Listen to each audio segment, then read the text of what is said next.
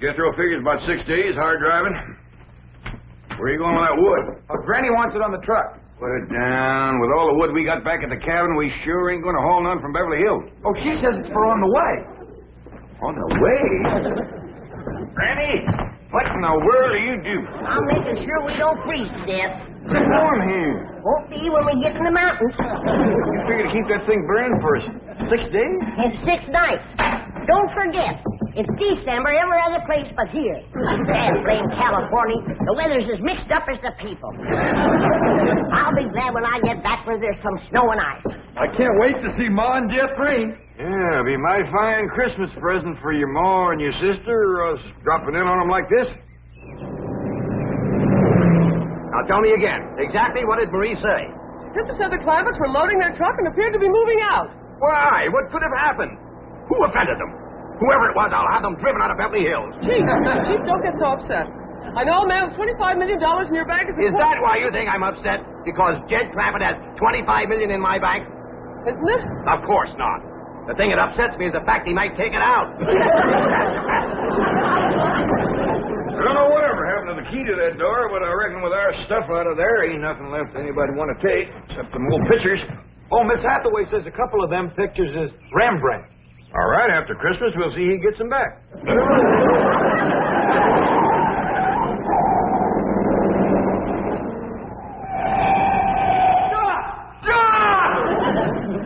Where are you going? Going home. What?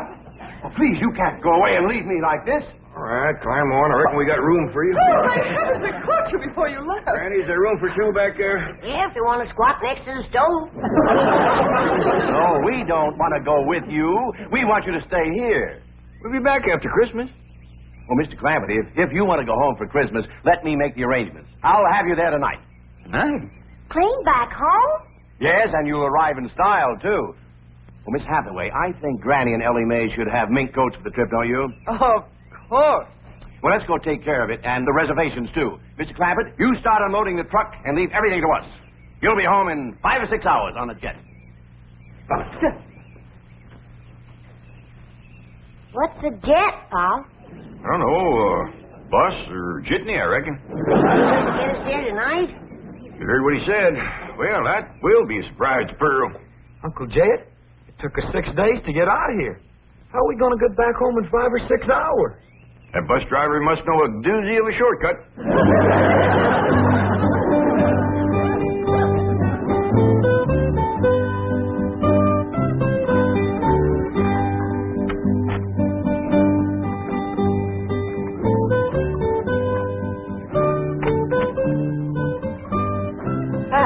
Have we got plenty of champagne and caviar? I guess so. Why? The entire first-class section has been reserved for a family of VIPs, the Clampetts. Wow. Young ladies, I presume you've been advised of special arrangements for the Clampett family? Oh, yes, indeed. Certainly have. Here they come now. Oh, get a load of those minks. Granny, Ellie Mae, right this way. I'm sure you'll be quite comfortable in the lounge. This way. Uh-oh. How did they get past the gate? Let's get them out of here before the Clampetts see them. I'm afraid you're in the wrong section. May I see your tickets, please? Well, I don't think we got any. Say, this bus sure is fancy. Why? You've come to the wrong place. You want the bus station. Now, just go back the way you came and ask for the Traveler's Aid. Now, they'll help you. Oh, yeah. Well, thank you, ma'am. Granny, Ellie Mae, come on. We're on the wrong bus. Mr. Clampett, what's the trouble? This is Mr. Clampett? Of course. Right this way. Jethro? Here, Jethro. Keep the tickets. Now, Mr. Clampett, you have the money Mr. Drysdale gave you. Yes, ma'am. Right here. A limousine will meet you and take you to Pearl's house. And Mr. Drysdale is phoning ahead to Mr. Brewster to be sure your cabin is in order. Well, don't let him give away a surprise to Pearl. Oh, he won't. Well, happy landing, Merry Christmas, and au revoir. Merry Christmas to you, too. And Jethro, here's something for you if you promise to bring it back to me. Take good care of them, and remember, the tall, young, good-looking one is mine.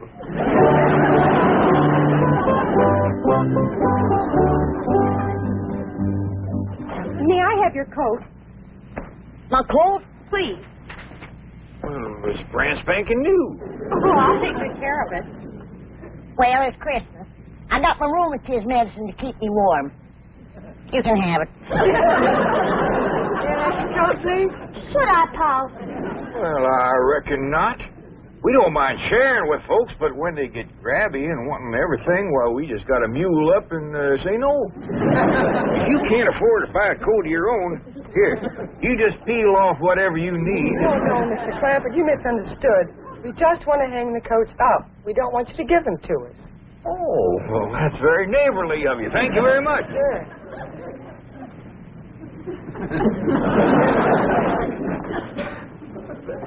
Now, if you'll all be seated over here until we get underway. Come on, let's go.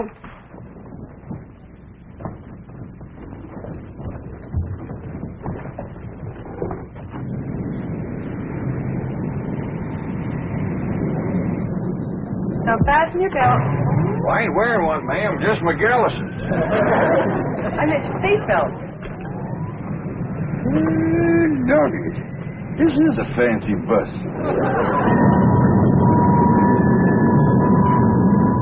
Looks like the bus is commencing to pull out. Now we'll see if this bus driver knows an all-fired fancy shortcut. That's you and me watch the road so we can remember it. Okay, Jethro.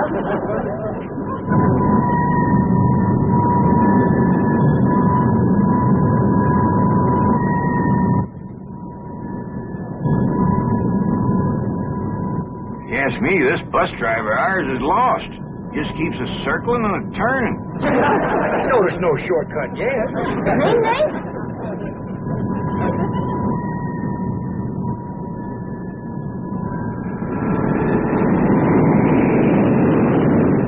Listen to him erasing that engine.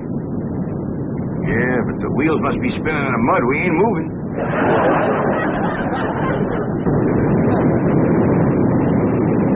He got her out of the mud. Yeah, he's moving now. Look at it split, too. My dog, he said, if he gets to going much faster, this thing's going to leave the ground.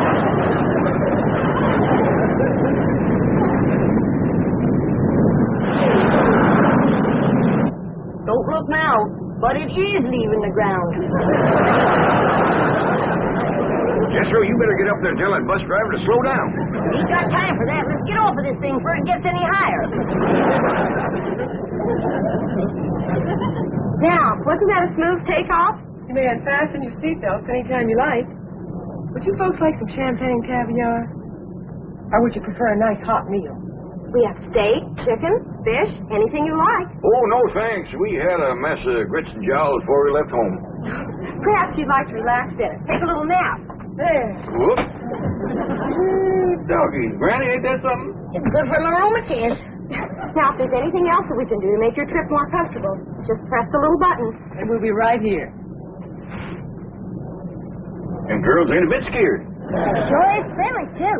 Often to share their food with us. Makes me feel ashamed we didn't let them keep our coat. You want me to go up and talk to the bus driver, Uncle Jed? I reckon not, Jethro. Don't nobody else seem skittish, and we don't want folks to think this is our first bus ride.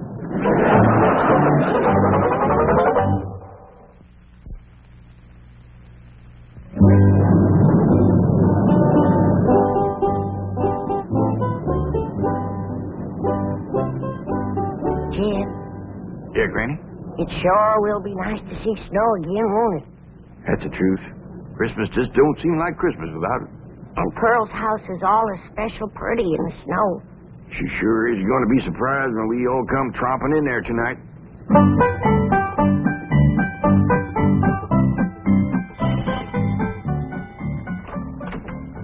Howdy, Pearl. Homer Winch, when are you going to learn not to walk into a body's house without a body inviting you? Well, I rang and you didn't come. You didn't give me time, you old coot. Now, don't you never do that again. Get out of my parlor. I like you when you're mad, Pearl. You're an exciting woman. Homer, you get out of here. I don't have time for your foolishness. Jeff Reen and me is going to California to spend Christmas with Cousin Jeff. Well, and I reckon you don't care to hear what I got to say. That's right. About Mr. Brewster. Mr. Brewster? Yeah, that tall, good-looking city fella who works for the oil company. Drives that big car. What about him? Is he in town? I've been ordered from your parlor, Pearl. I think I'd best be going. Homer, I didn't mean it. Please, Homer, you tell me about Mr. Brewster, and I'll bake you a sweet potato pie. Well... And for dessert, red horse swimming in elderberry wine. You're an exciting woman, Pearl. Tell me. Well, you see, he stopped over at the Emporium to get some cheese and crackers. Said he was going to be over at Jed's cabin alone all day, and he didn't have no food. Thank you, Homer. Merry Christmas. Now, wait a minute, Pearl. You ain't going to do me out of my tater pie, are you? Well, of course not. You get it. Well, when? Well, I'll let you know. I'm busy right now. Bye, Homer. Ding, dang, darn it, I done it again. Let some pretty woman twist me around her finger. I hate to go home. Mama's going to give me the ticket.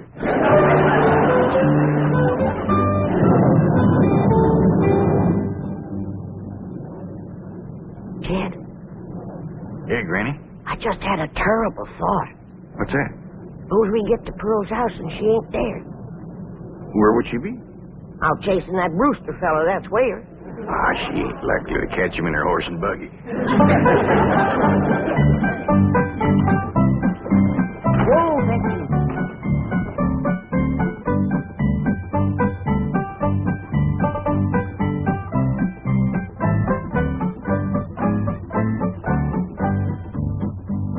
Now, Becky, I play my cards right. You get to keep that there blanket permanent. Because I'm going to have something else to keep me warm. A husband. Ain't that a beautiful word, husband? Husband. And what's more, I'll be riding in that big, fancy automobile. So you can retire to pasture with that good-looking raised horse from Hot Springs. Well, I thought I heard a horse. Mrs. Modine. Won't you come in? Well, thank you. It's mighty cold today, ain't it? It is. Well, it's nice to see you again.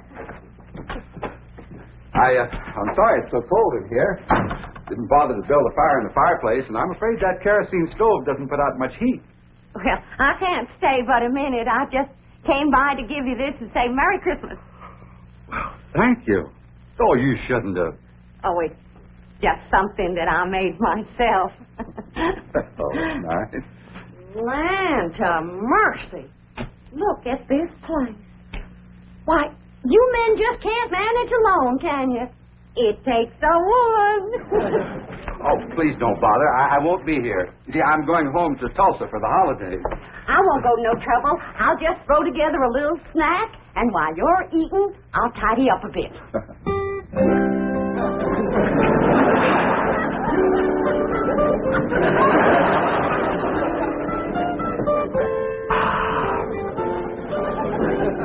This is the most fantastic miracle I've ever seen.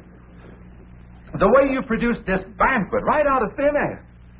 Ham, fried chicken, roast pork, and this delicious sweet potato pie. That's my own special recipe. Here, wash it down with some red horse and elderberry juice. Mm-hmm. Oh, that is sensational juice. But, Mrs. Bodine, I just can't eat another bite. Why, Mrs. Bodine, what have you done to this cabin? Oh, do you see a difference? And where did you get those curtains? I just run them up while you was eating. Really, you are a remarkable woman. You cook, sew, you're a wonderful housekeeper. And I love it. It ain't work to me at all. It's pure enjoyment. Mrs. Bodine, I know that this must seem awfully sudden to you, and I know you have lots of ties, lots of activities here in the hills, but I was wondering, do you think you could possibly be happy living in a city like Tulsa? Tulsa? That's where you live, ain't it? Yes, I have a very nice home there, but frankly, it needs you, and I think Mother will agree. You want me to meet your mother? Well, actually, it isn't necessary, and I know Mother will approve my choice. You don't have to give me your answer immediately. You just think it over. And Yes, that's my answer. Yes. But we haven't even discussed money. I'll give you every cent I make. Bodine, as my housekeeper, I will be paying you. Housekeeper. That's the carry for Mother. Oh, incidentally, Mother's just going to love this elderberry juice. What's the matter? Do something? You sure did.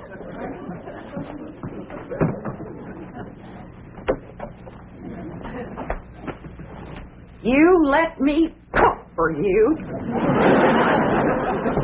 You let me sew for you. And the ham. You let me house clean for you.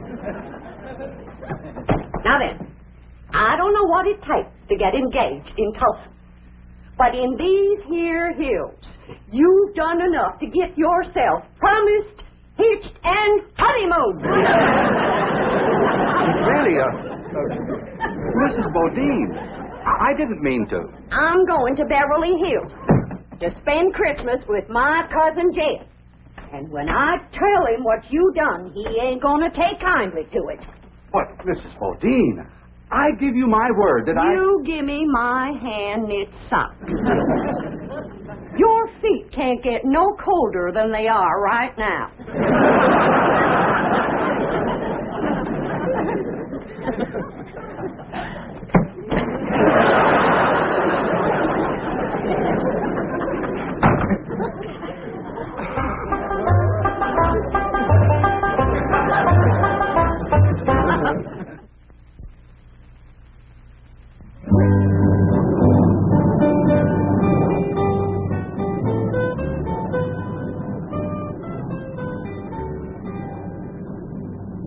They're sleeping like babies. You think we should wait for the movie? I don't know. The Lady Super Western, just the kind of picture they'd enjoy. Well, why don't we start it, and if they wake up, fine. Good idea.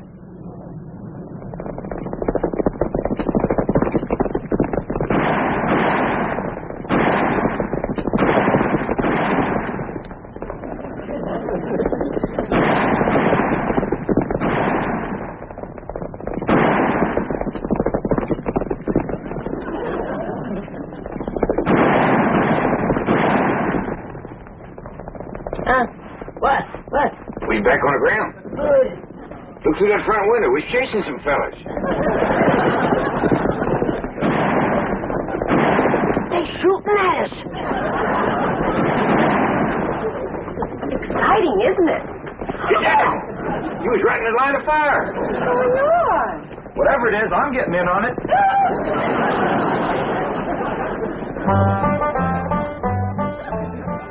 But Mr. Drysdale, Pearl is on her way to California to see them. Well, can you catch her in time? Oh, I think so. She's driving a horse and buggy. I'll tell her family's on the way. No, this is a surprise. Well, then what'll I say? But say anything to keep her there until the Clampetts arrive, and I'll get over to Pearl's. Oh, no, she might misconstrue. You see, I have a very delicate situation here. Yes, you certainly have. And if you spoil Jed Clampett's Christmas surprise, he'll cut off your oil. But Pearl might think I want to marry. Merry Christmas to you, too. Hello? Oh, boy. Here's the sweet potato pie and red horse, I promise. Hey, there's a piece of this pie missing. And a gulp or two of these red haws. Who got it, Pearl? None of your business. Now get along. Jessrine and me is leaving for California. Yeah, I want a whole pie just like I was promised. And you get out of here before I throw you out of here. Men is all alike. Gimme, gimme, gimme. You're an exciting woman, Pearl. Oh, don't you even speak to me. There ain't a man alive worth the powder it'd take to blow him to you nowhere. Man, it's just a bunch of low-down, no-good... Mr. Brewster!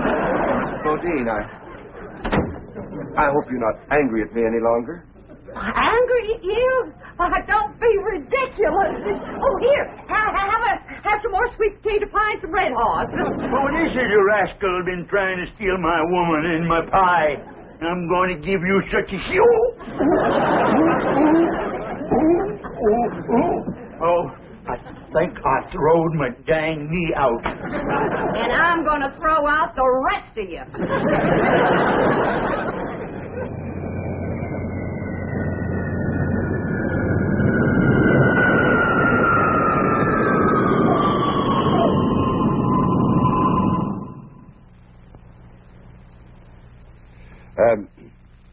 You see, in my business, what I mean to say is that I'm away from home a lot. And, I think that a husband should, that is, what I mean to say is that, in my opinion, could I have another slug of that elderberry juice? No, you cannot. Now then. I've been sitting here for 3 solid hours listening to you, and you have yet to say one word that a widow woman could get her teeth into. Jeffrey, bring the suitcase. Oh, please don't go. I ain't listening to one more word you got to say lest you say it on your knees. Don't come in yet, Jeffrey. Say it. Please don't go. You are the slipperiest man that ever lived. Come on, Jeffrey. You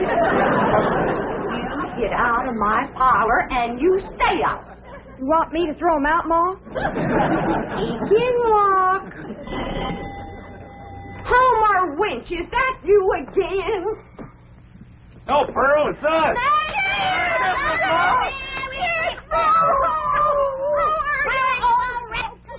Merry Christmas, Jeffrey. Uncle Dad. Why, you have Mr. Brewster, what are you doing? Mr. Clampett, if you'd been just 1 second later, I'd have been engaged to your cousin Pearl. Go back out, everybody. Please, Mr. Clampett. Jingle bells, jingle all the way. Oh, what fun it is to ride in one-horse open sleigh. Dashing through the snow in a one-horse open sleigh. O'er the fields we go, laughing all the way. Tell them how they drink, making spirits bright. What fun it is to You're nothing but a two-timer, Homer Winch. Pearl told me about you sparking her, you old rascal, you. You're exciting when you're mad, Granny. Say, how about going for a little sleigh ride with me?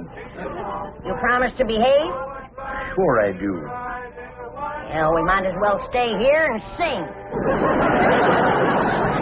wish you a Merry Christmas. We wish you a